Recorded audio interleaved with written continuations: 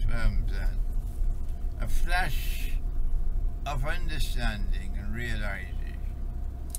Al-Ihsan is to see with the internal eye what otherwise cannot be seen. And so Al-Ihsan is internal, intuitive, spiritual insight. And so there is definitely a very great connection between scientific discoveries and Al-Ihsan. The next step on the subject would be, how do we acquire Al-Ihsan? Al-Ihsan is not something which can be acquired through effort in scholarly work. Al-Ihsan is built on Nur, and Nur is not sold in the supermarket. Nur comes only from Allah, and the Quran declares, Yahdillahu li nurihi man yasha.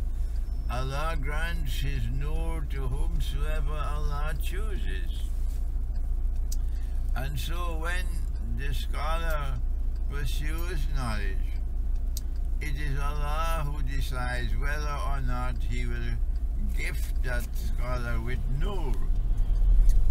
And if the scholar is gifted with Nur, blessed with Nur, only then can he reach to the stage of Al-Ihsan.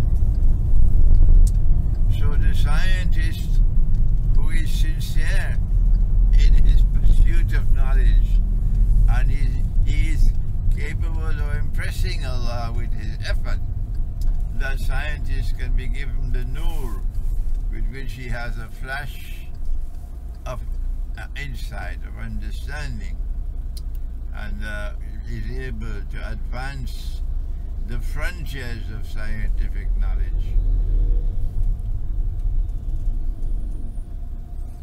And then in today's modern technology, how can we use that the external knowledge and internal knowledge in balance, that we can reach Al-Ihsan and use that in the advancement of technology for the Islam? Ihsan is not something that we can reach on the basis of our own effort. We can prepare ourselves for Ihsan by faith in Allah and by effort.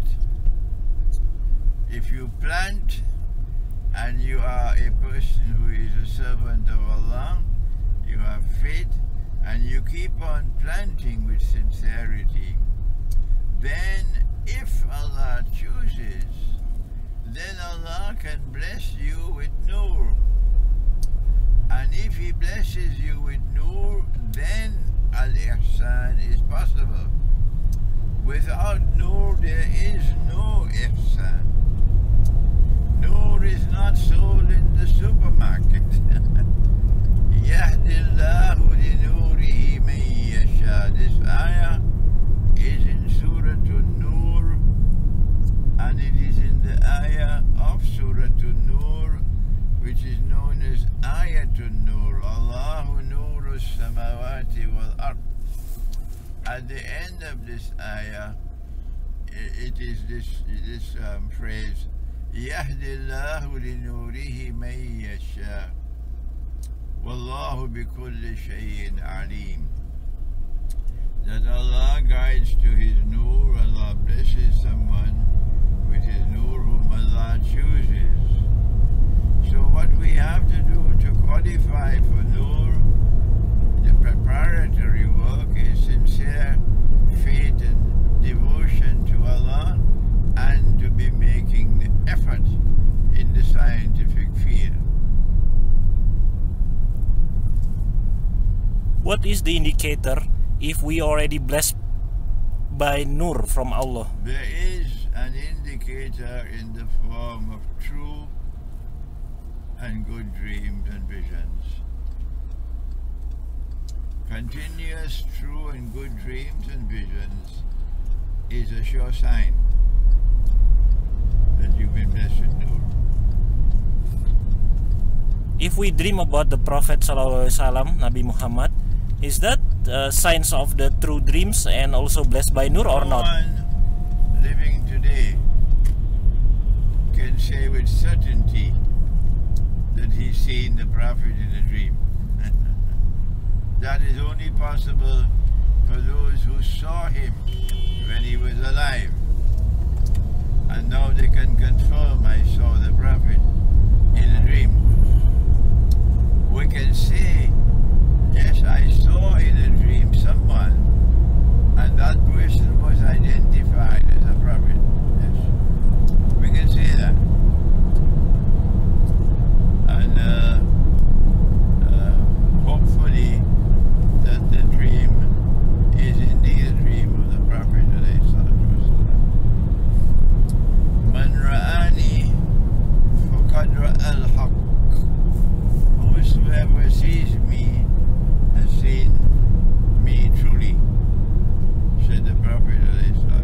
But you cannot confirm that you've seen him unless you've seen him alive. Others may differ with my view. Do we still have waliullah until now? I didn't hear you. Do we still have person categorized as a waliullah until now? That is a question I cannot answer. You have to go someone more learned than me. Okay. Then regarding nur in our heart, how can we maintain or even develop that nur so it can be stable, not temporarily? The verse of Surah An-Nur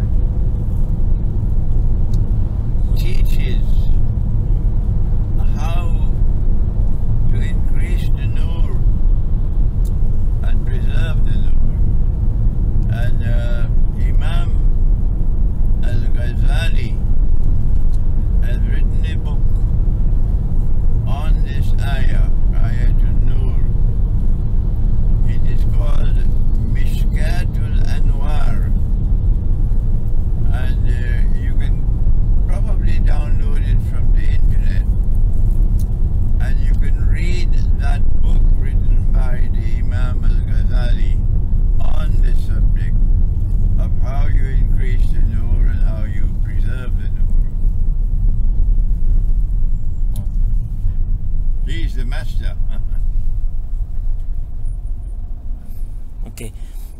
For today that we live in modern age, it's very difficult to keep up with the efforts to reach nur. Do you have any advice or suggestion for us, for the young generation especially, Yes, get out to have of that? the cities, withdraw from the dunya. Get out of the fast lane of life. Go to the remote countryside and seek residence in the remote countryside. Return to the system of sacred time. Sacred time is built on the moon and on night and day, the lunar month and on night and day. And live with the moon. And if you live with the moon, you live with sacred time. And this is the best way in this age, when Dajjal has taken control of the dunya.